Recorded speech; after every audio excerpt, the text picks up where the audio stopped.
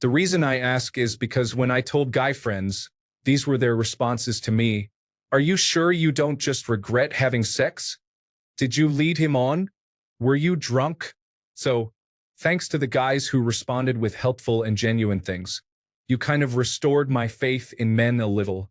I didn't expect this to get so many responses, but I promise I'm trying to read every single one of them, no matter how fast they come in. Thank you to all the men who've responded. I'm getting a lot of questions through messages and chats, so I figured I'd answer them once instead of over and over again. This was 5 years ago, and they are no longer my friends. I have a much more supportive group of friends now. I did give a statement, but I didn't press charges, and I didn't get a rape kit, which I highly regret. It has recently been revealed that the guy who raped me raped multiple other women. I will be helping with the investigation. Hopefully, that's all the questions. Story 1. I've been in that situation. I just listened. I didn't even know what to say. She asked me to stay a couple of nights, so I did. Made her some food, talked with her, and just was there, present. I did, however, have other responsibilities and left for school on Monday. When I checked on her after, well, let's just say she needed medical attention. And new curtains. They were white when I left for school, red when I got back. I am not good at emotional support, so I suggested she should seek actual professional help because I certainly couldn't give all the help she needed. She took a few months of vacation and stayed at a mental health institution for a while. She is doing much better these days, thankfully. That all happened almost a decade ago. She is now happily married to a decent guy, and they have a child and a farm's worth of animals. Story 2. This had happened to me already, and honestly, at the time I didn't really say anything much beyond, "It's not your fault. You're safe now. I'll help however I can," and small talk to keep her talking or from breaking down. I don't know if it was the right thing. You feel very powerless in that moment. I know if it were me in her situation, there'd be nothing anyone could say to make me feel better. I don't think. Story 3. This happened to me in high school. A girl I had a crush on called me from a party and was like, "Can you come pick me up?" She sounded weird, so I did. I picked her and a friend up at the party, and she was on the verge of tears. I asked if she was all right, and she said something happened. Then she told me enough where I could more or less infer what happened. I asked her if she wanted to go to the hospital or the police station, but she just asked me to drive her home. I just put on some relaxing music and told her I was there if she needed to talk. Then I dropped her off. Years later, during the Me Too movement, she brought it up on social media. She didn't remember that I drove her home, but I'm still glad I did. Story 4.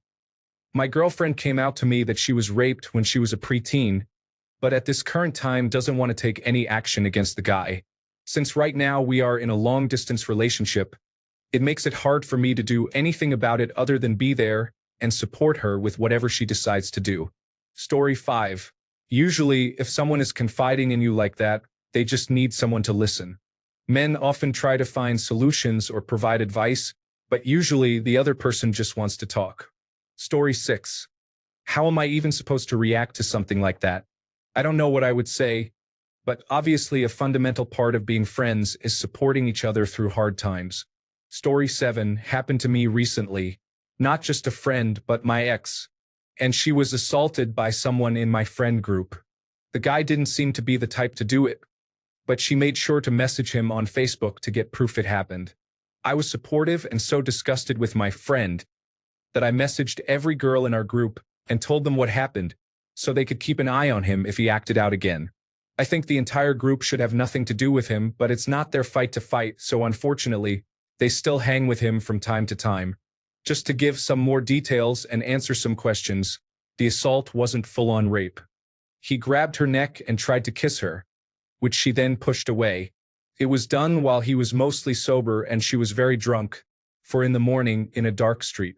I'm not excusing the behavior, of course, just trying to explain why some people have been a bit easygoing with his behavior. I told most people in the group, but we live in 2 different cities 5 hours away. I prioritized the girls because I thought it was more important. Also, most of the group are in relationships with each other, so once I told the girls, they told the guys. Story 8. On March 17, 2006, I got drunk for the first time and passed out at a party. I was 17, and my friends were nice enough to put me to bed in a bedroom alone so I could sleep it off. I woke up to a bald man having sex with me, a virgin, and saw a condom on the floor. The next morning, I felt so confused and embarrassed, thinking I was just drunk. My friend group proceeded to expose me, shame me, and ignore me. I thought I was a disgusting person. My main friend in the group said what I did wasn't cool and the group needed a break from me. It wasn't until I took a psychology class a few years later that I realized I was raped. I didn't consent to some stranger having sex with my passed-out body and taking my virginity. I thought rape was being brutalized by a man in a dark alleyway, not the confusion I was feeling. The time immediately following the rape, I had sex with multiple boys because I felt like a disgrace and acted on it. About 3 months later, I had a boyfriend who said he was wearing a condom, and he wasn't. He specifically lied so I would have unprotected sex with him. I immediately knew I was pregnant. I was adamant about aborting it. Again, I was only 17. He was 22. I would make the appointment and he would need more time to get money for the abortion. I was probably 10 weeks by the time he had enough money. He was trying to sabotage me into keeping the fetus. I had taken a pregnancy test at home, and my then best friend's little sister saw it, and they proceeded to tell everyone I knew. My senior year of high school was hell. I lost all of my friends.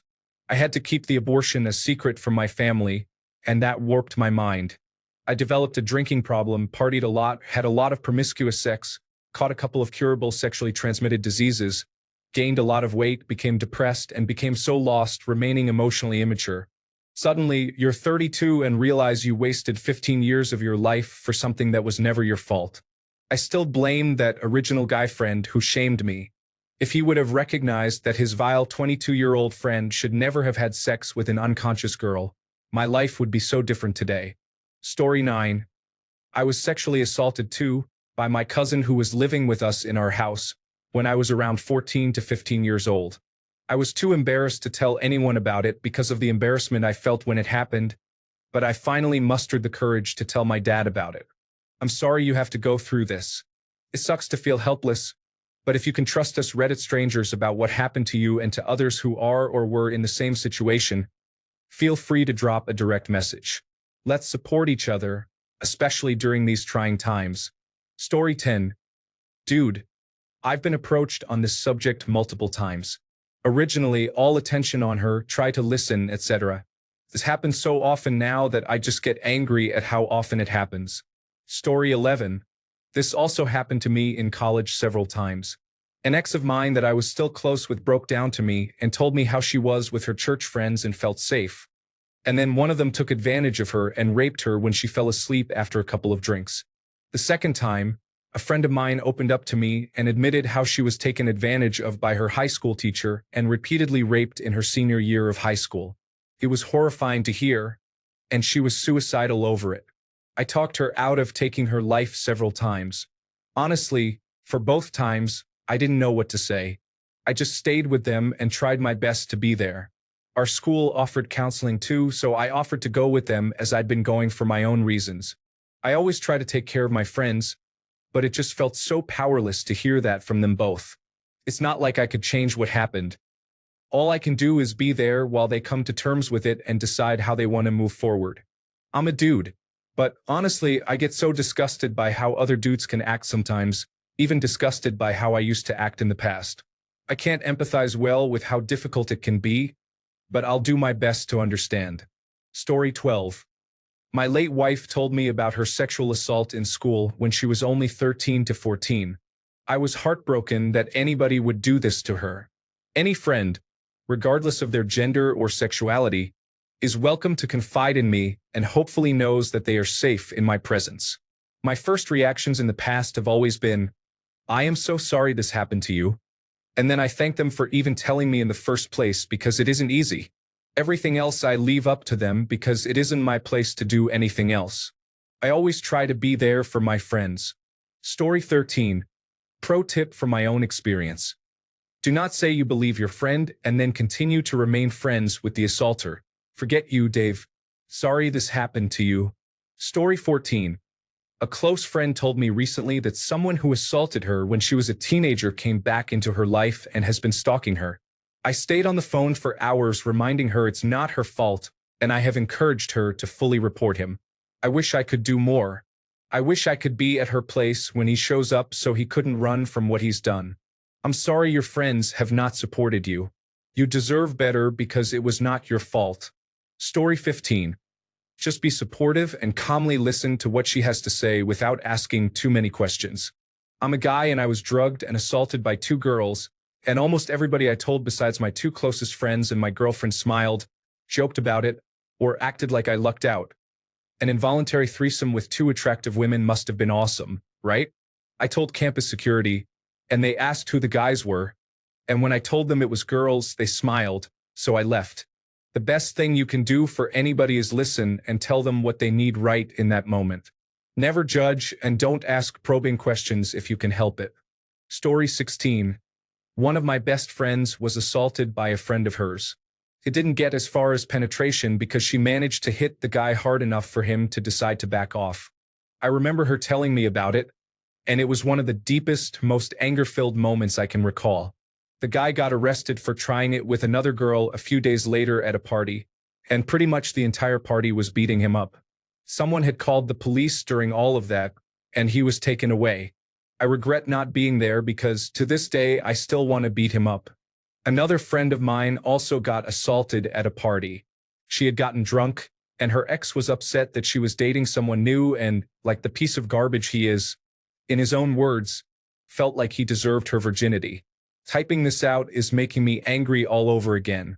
Anyway, she was blacking in and out, and for a while nobody could find them.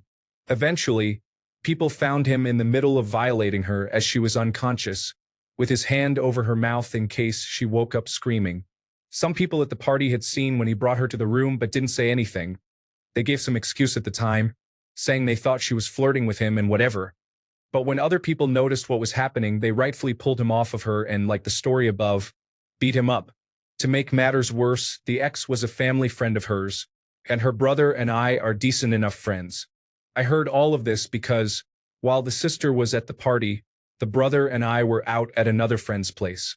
He got the call saying what happened, and he didn't say anything to us and just got up and started going to his car.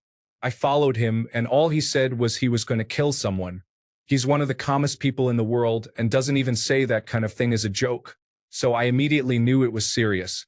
I hopped in his car with another friend, and we bolted to the party. When we got there, the guy was outside with everyone cursing at him and threatening him. As soon as my friend saw him, without shutting off the car, he jumped out and began beating him up.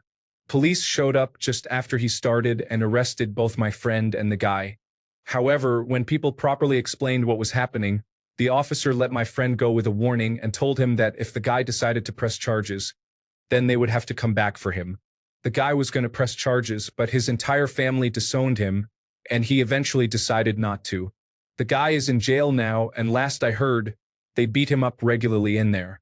All this to say that if any of my female friends say that they've been sexually assaulted, I take it absolutely seriously. That's why fake allegations bother me so much. People who are sexually assaulted experience something so horrific that I cannot even begin to relate to. I hate it so much. Wow, this ended up a lot longer than I thought it would. Sorry for the lengthy message. Story 17. When I was in college, I worked in the dish room in the cafeteria and made some good friends, including a guy who became my roommate and a girl we hung out with for other activities as well. One day she asked if she could talk to the two of us, and sitting in an empty lobby in the chapel, she told us that as a high school exchange student to somewhere in South America, she had been raped by the son of a wealthy local man. She had never told anyone, and she needed to ask us if this had ruined her value as a person. There was a long moment of silence, and I can't remember which one of us finally blurted, "I'm sorry. I'm just too angry at that guy to talk for a second." The poor girl was relieved that we weren't angry at her. Then we proceeded to tell her with as much conviction and detail as possible that she was neither at fault nor in any way less of a person. I think we hugged her, and then we all proceeded with life as it had been before. We all just continued being friends, And it still makes me sad and grateful all at once to think how much she needed to hear that she wasn't trash and that we could do that for her. I wish no person had to wonder that, but especially not because of evil done to them. Story 18. Yeah, many guys aren't good at handling these situations and providing support for what I assume are societal reasons. I'm a man myself and was sexually assaulted by a woman. I was asked by my friends, well, was she attractive? And it wasn't taken seriously. You're not alone. Story 19. In high school, this girl I used to know would tell me that her uncle was acting weird and she wanted advice on what to do. Eventually, the uncle tried to sexually assault her, and she called me crying. I drove to her house and picked her up. I was really angry, and I wanted to confront the guy or at least call the police, but she didn't let me. So, I guess if a female friend were to tell me about this, I would confront the person because my anger drives me to do crazy stuff sometimes, but at the same time, I would listen to her and see how we could move forward.